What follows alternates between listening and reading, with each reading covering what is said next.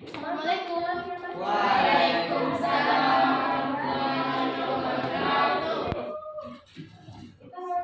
Said Kamal. Hadir salam.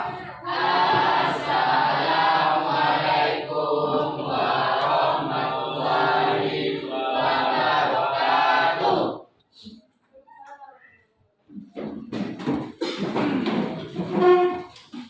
Silakan soal ini. Banyak Bu. Oh. Kenapa suruh mau masuk? Id. Sakitnya baru hari ini atau daftar hari kemarin? Hari kemarin Bu. Selain Nasrul? Manu ini. Udah dua itu aja. Silakan berdoa dulu. Berdoa mulai.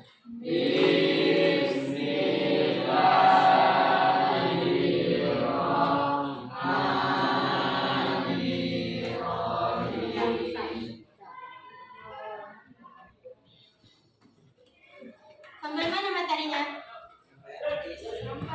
Al-Hadis. Baru masuk. Baru masuk yang pertama atau udah ada yang dijelaskan? Belum pernah Bu. Belum pernah. Berarti baru pertama kan ada hadisnya. Jadi pengertian hadis itu terbagi menjadi dua, yaitu menurut bahasa dan menurut istilah ahli hadis. Nah, Ibu jelaskan pengertian menurut bahasanya terlebih dahulu. Nah, pengertian hadis menurut bahasa itu terbagi menjadi tiga, yaitu jadid yang berarti baru, qorib yang berarti dekat, dan khabir yang berarti berita. Nah, apa sih yang dimaksud kata baru dalam pengertian hadis menurut bahasa ini? Maksud kata baru dari pengertian hadis menurut bahasa ini yaitu menunjukkan sesuatu yang dekat atau waktu yang singkat. Nah, hadis juga berarti berita, yaitu sesuatu yang diberitakan, diperbincangkan, dan dipindahkan dari seseorang ke orang lain. Yang contohnya pada dalil yang menjelaskan ma'udifa soro. Yang hadis menurut istilahnya lagi.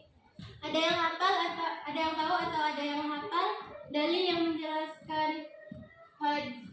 menjelaskan pengertian hadis menurut istilah ahli hadis? Ada yang hafal? Tidak ada. Jika tidak ada yang hafal, coba salah satu yang cowok bacakan dalil dan salah satu yang cewek bacakan artinya.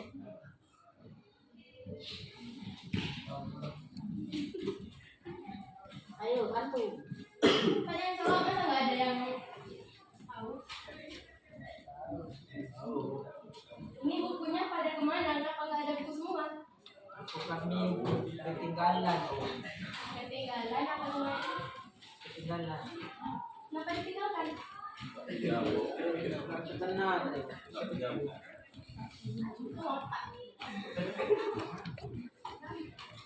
Nah, dalil yang menjelaskan pengertian hadis menurut istilah hadis. Benar, bila hadis mah. Baca bantu. Nah, ini. Coba bacakan. Auzubillahi minasyaitonirrajim. Bismillahirrahmanirrahim. Ma'udifa sallallahu alaihi Ya. Boleh dikondang.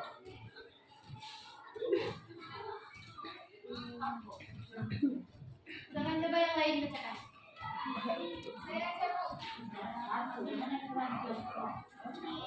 Bismillahirrahmanirrahim. Ma'udifa sallallahu alaihi wasallam qaulan aw takriran aw nahwa. Artinya juga Bu. Ya, langsung aja bacakan artinya. Artinya segala sesuatu yang disandarkan kepada Nabi sallallahu alaihi wasallam baik berupa perkataan, perbuatan, ketetapan, takrir dan sebagainya. Nah, ya itulah hadis dalil yang menjelaskan pengertian hadis menurut istilah hadis. Jadi Ibu ulangi lagi ya. Ma'udifa sallallahu alaihi wasallam qaulan aw fi'lan aw takriran aw nahwaha, yang artinya segala sesuatu yang disarankan kepada Nabi sallallahu alaihi wasallam, baik itu perkataan, perbuatan, ketetapan atau takrir dan sebagainya.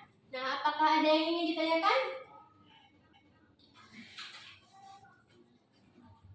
Tadi Ibu pengertian hadis itu apa yang diucapkan Rasulullah, apa yang diperbuat oleh Rasulullah, apa yang ditetapkan oleh Rasulullah, itu termasuk hadis itu. Ya. Ya, Ridi nanti. Saya ingin bertanya apa itu takbir? Nah, takbir itu berarti perbuatan sahabat Nabi Shallallahu Alaihi Wasallam yang ternyata memang sudah dibenarkan dan tidak dikoreksi lagi oleh Nabi.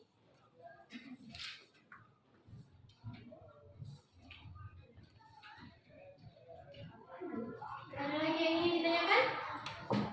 Sudah. Kalau dia semua Ibu anggap sudah mengerti ya. Nah, lanjut ke materi yang kedua. Macam-macam hadis. Macam-macam hadis terbagi menjadi berapa macam?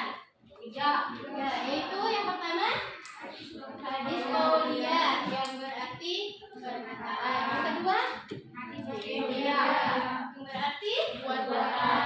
Dan yang ketiga hadis akriyah yang berarti ketetapan. Nah, Ibu jelaskan yang pertamanya dulu ya, yaitu hadis qauliyah, perkataan. Nah, hadis qauliyah yaitu hadis yang diucapkan langsung oleh Nabi Muhammad SAW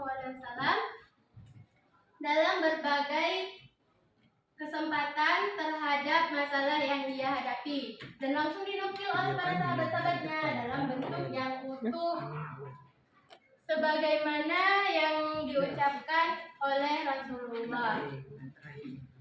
Contoh hadis qauliyah mana, Bu? Contoh hadis qauliyah. Ya. Kan tadi qauliyah kan perkataan. Nah, contoh hadis itu yang mana, Bu, contohnya? Seperti contoh hadis qauliyah yaitu perkataan. Nah, contoh hadis qauliyah yaitu kan perkataan tadi kan. Nah, apa aja yang diucapkan oleh Rasulullah tuh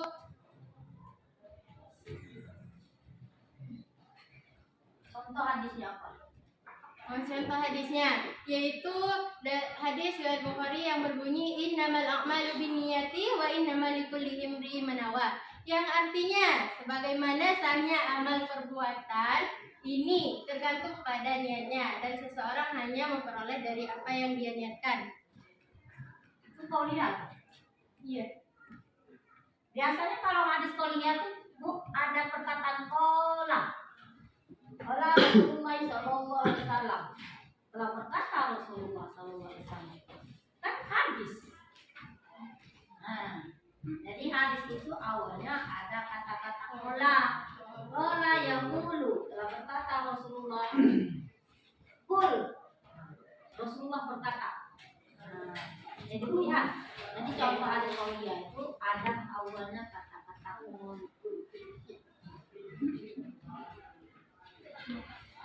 Lanjut. Coba Ibu jelaskan lagi qauliyah. Lanjut aja qauliyah. Yang boleh. Kan ada hadisnya.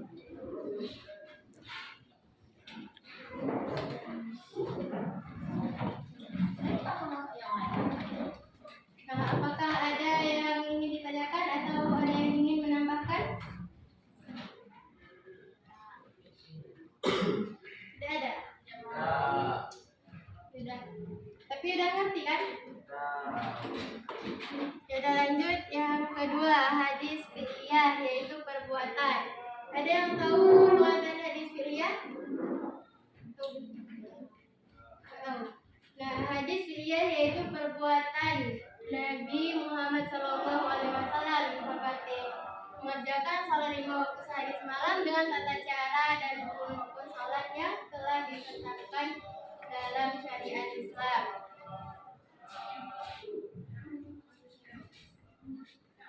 Contoh hadisnya, Bu? Nah, contohnya pada hadis riwayat Bukhari Muslim yang berbunyi shollu kama ra'aitumuni sholli, yang artinya salatlah kalian sebagaimana kalian melihat aku salat. Nah, di dalam hadis tersebut Rasulullah SAW itu bisa dikatakan dia menyeru atau mengajak umat muslim untuk melakukan ibadah salat 5 waktu sebagaimana yang dilakukan oleh Rasulullah. Nah, salat 5 waktu ini Salat lima waktu ini termasuk ke dalam rukun Islam yang kedua, yaitu mengerjakan salat lima waktu sehari semalam. Dan salat ini juga termasuk tiang agama bagi umat muslim. Nah, kita beri contoh kepada kalau kita membangun rumah. Nah, kalau kita membangun rumah tanpa fondasi, apakah rumah itu akan berdiri utuh, akan tegak lama? Nah, begitu juga dengan kita. Ya, begitulah. Apakah ada yang ingin ditanyakan? Jadi Bu, kalau orang nggak sholat tuh kayak mana tuh? Ya, Kan kita dia kan diibaratkan rumah. Kalau diibaratkan dalam amal ibadah kita tuh bagaimana tuh? Nah, kita kan sebagai umat muslim, kita semua kan udah pasti tahu kalau sholat itu tiang agama kita. Nah, kalau kita tidak sholat berarti kita tidak akan yang pertama itu tidak akan masuk surga karena kita tidak menjalankan ibadah sholat. Nah, ini ada Bu teman tetangga saya Bu, dia sholat tapi mencuri, dia sholat tapi nonton film porno, dia sholat tapi maling Bu. Bagaimana tuh? Itu mungkin dikurangi pahalanya karena dia berbuat dosa. Pahala sholatnya itu tadi dikurangi. Siapa ngurangnya Bu? Allah Dikurangi, ada di jumlah berarti. kan ditimbang Bu. Nanti kalau pahalanya banyak terus dia maling, zina gimana gitu berarti sama sedikit pahalanya. Kan dikatakan sholat tahanul fahsya'i wal munkar. Sholat itu kan mencegah keji dan munkar. Tapi kok dia masih melakukan itu?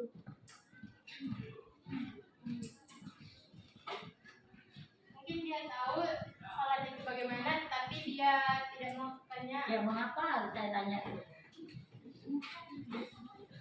Kok Mungkin bisa? pola pikirnya kayak gitu. Pola pikirnya. Ya, mikir ke yang benar. Heng ya. Udah paham? Lalu Ya. Nah, berarti yang ketiga lagi kan, yaitu hadis takririyah, yaitu ketetapan. Hadis takririyah, ada yang tahu hadis takririyah? enggak Bu. Enggak. Nah, hadis takririyah yaitu perbuatan atau perkataan sahabat yang dilihat atau sepengetahuan Nabi Shallallahu Alaihi Wasallam. Tetapi beliau hanya diam dan tidak menolaknya. Maksudnya apa itu? Maksudnya itu perbuatan yang dilakukan oleh para sahabat-sahabatnya itu tidak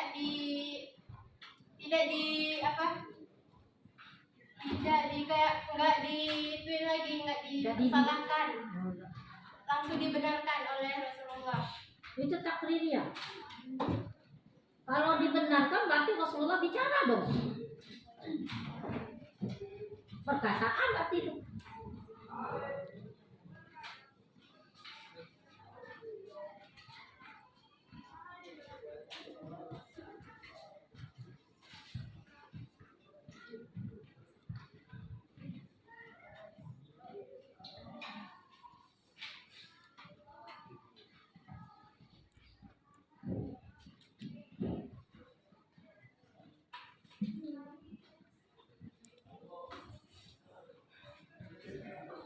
Dan kalau Rasulullah berkata kan berarti itu perkataan Rasulullah, jangan, boleh, berarti perkataan Rasulullah dong.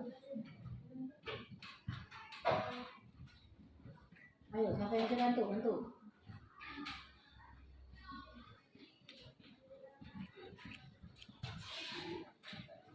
Bantu. Nah, ada yang Tunjuk. ingin bantu menjelaskan atau ada yang tahu? Saya Bu, Nah, coba Agni. maksud dari hadis takririyah itu Bu, apa yang dilakukan oleh sahabat itu tidak dibenarkan dan tidak pula ditolak oleh Nabi Muhammad. Tapi Nabi Muhammad ketika melihat sahabatnya itu melakukan hanya diam saja. Tuh, pinter aku. Pinter ibu. Lagi ibu. Nah, hadis takririyah itu perbuatan atau ucapan para sahabat yang dilakukan di hadapan atau sepengetahuan beliau. Tetapi beliau mendiamkan dan tidak menolaknya. Nah, dari sikap diamnya Nabi Muhammad SAW itulah yang dianggap sebagai persetujuan terhadap apa yang diperbuat oleh sahabatnya. Nah, contohnya itu pada hadis riwayat Bukhari yang artinya itu tidak berhubung binatang tersebut tidak terdapat di daerah kaumku, aku merasa jijik padanya. Nah, Khalid berkata, kemudian aku memotongnya dan aku memakannya, tetapi Rasulullah SAW hanya memandang kepadaku. Nah, contoh yang Khalid itu tadi,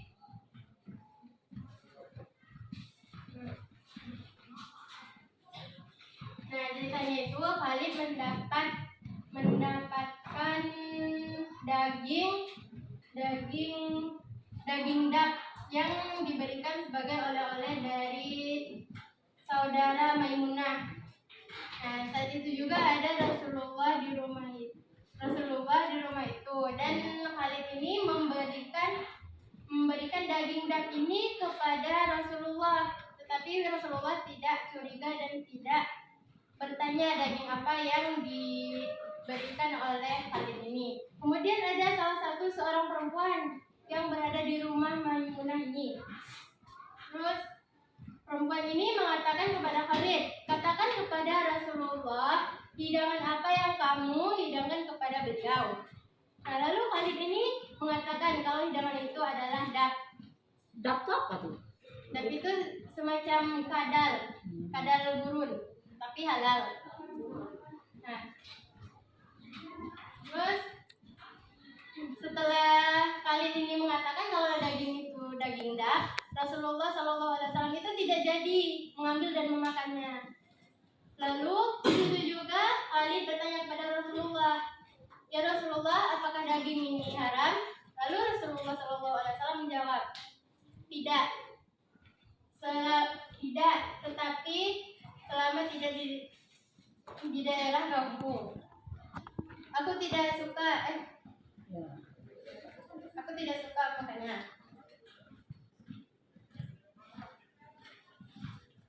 Ada yang ditanyakan lagi? Nah, hadis ini juga dikatakan sunnah ya, yaitu perbuatan, ketetapan, dan persetujuan dari Nabi Muhammad SAW yang dijadikan sebagai landasan syariat Islam. Nah, hadis ini sebagai sumber hukum Islam selain Al-Quran. Kedudukannya ialah sebagai sumber hukum Islam yang kedua setelah Al-Quran.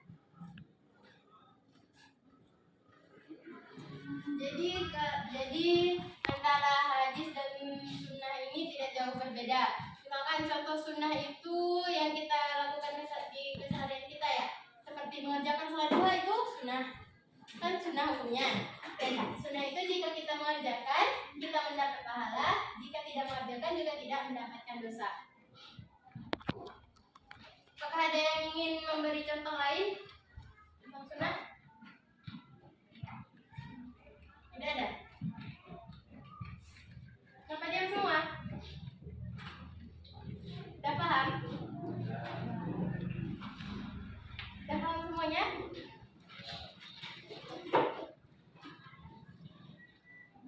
Ada yang ingin ditanyakan lagi, silakan ditanyakan.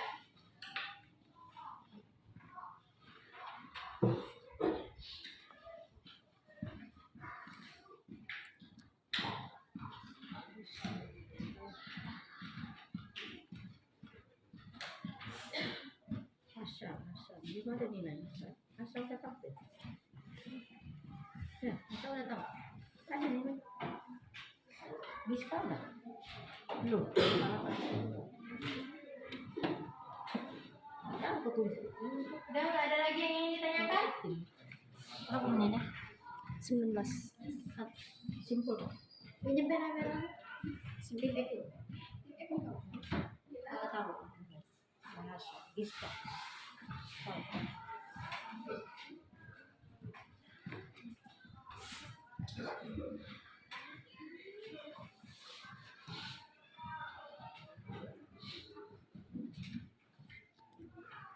Ini tidak ada lagi yang ingin ditanyakan? Kalau ada yang ingin ditanyakan, silakan tanyakan saja. Kalau Simpulkan Bu.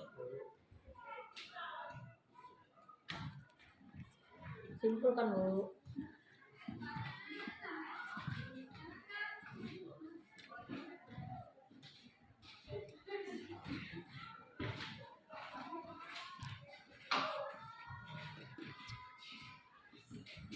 Darah udah kan Bu?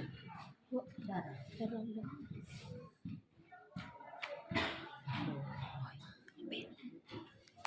Simpulkan cek. Ini nggak ada yang ingin ditanyakan perbuatan seperti apa yang dilakukan oleh para sahabat Nabi yang sudah dibenarkan tadi. Nggak ada yang bertanya itu. Nah, jadi perbuatan yang dilakukan oleh para sahabat Nabi yang tidak dikoreksi lagi oleh Nabi itu yang tahun ibu cuma 2 ya. Yaitu yang pertama yang bagaimana digambarkan dalam Sahih Bukhari Muslim, yaitu Bilal selalu mengerjakan sholat 2 rakaat setelah berwudu. Itu sudah disetujui oleh Rasulullah. Nah, yang keduanya itu ada Hubaib bin Adi. Dia juga melakukan sholat 2 rakaat, tetapi berbeda dengan Bilal. Kalau Hubaib bin Adi itu melakukan sholat 2 rakaatnya karena apa? Ada yang tahu? Nah, Hubaib bin Adi ini melakukan sholat 2 rakaat itu karena ini sebelum ia dihukum mati oleh kaum, ada yang tahu kaum apa? Enggak ada yang tahu? Jadi nanti nggak tahu. Nah, Hubaib bin Adi ini dihukum mati oleh kaum kafir Quraisy. Hal itu juga disetujui oleh Nabi Shallallahu Alaihi Wasallam. Nah, ada lagi yang ingin ditanyakan?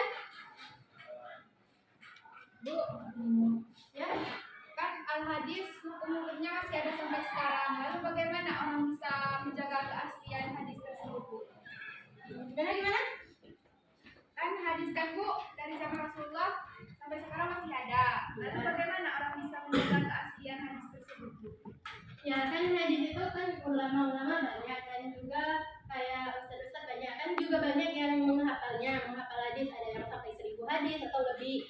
Nah, maka itu diturunkan kepada seperti ada ulama-ulama mempunyai anak, jadi disuruh anaknya menghafal sampai sekarang. Jadi cara menjaganya itu dengan menghafal Bu ya. Ya, Biar nggak dihafal, diingat.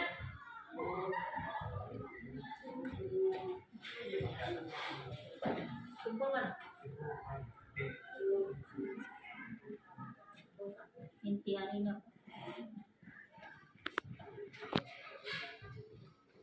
Jadi kesimpulannya hadis ini yaitu menunjukkan atau merujuk kepada perkataan atau perbuatan Rasulullah atau perbuatan sahabat-sahabatnya yang melakukan.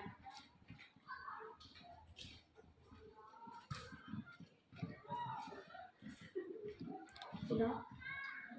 Tidak ada lagi yang ingin ditanyakan? Terima kasih yang ingin ditanyakan?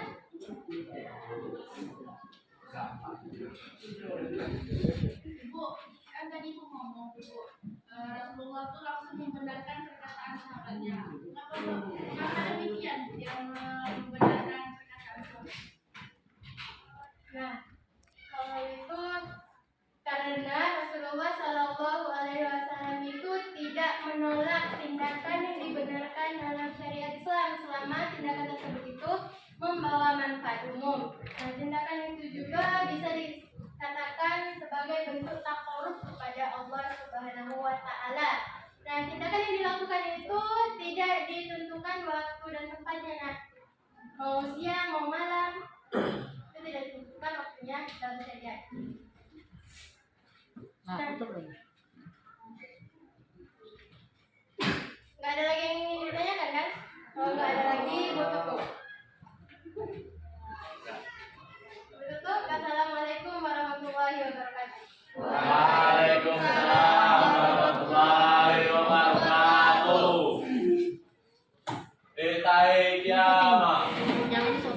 Waalaikumsalam. Assalamualaikum warahmatullahi wabarakatuh.